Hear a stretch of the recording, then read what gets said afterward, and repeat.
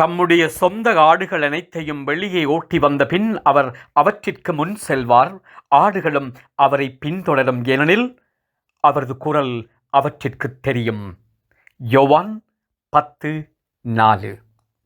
கிறிஸ்து ஆண்டவரில் அன்புமிக்க சகோதர சகோதரிகளே, பாஸ்கா காலம் 4வது வாரத்திலே பயணிக்கிற நாம் என்று நல்லாயனை பற்றி சிந்திக்கவும், அந்த நல்லாயன் வழியில் வாழ்வை நோக்கி நடக்கவும் ஆயத்தமாக இருக்கிறோம்.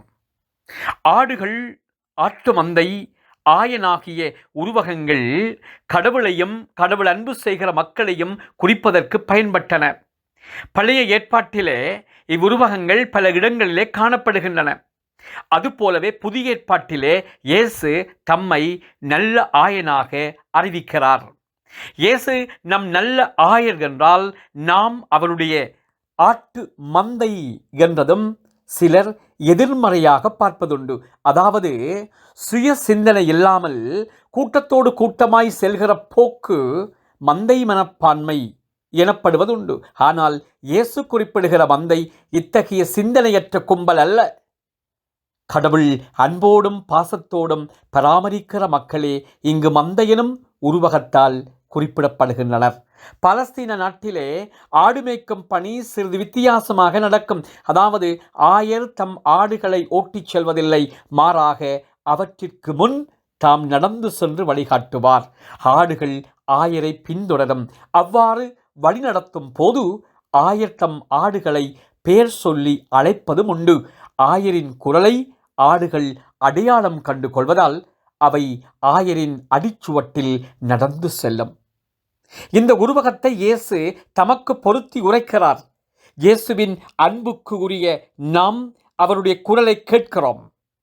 அவர் நம் ஒவ்வொருவரையும் பெயர் சொல்லி அழைக்கிறார். எனவே கடவுளின் அழைத்தலுக்கு செவிமடுக்கும் போது நாம் ஒவ்வொருவரும் கடவுளின் அன்பை தனிப்பட்ட விதத்திலே உணர்கிறோம்.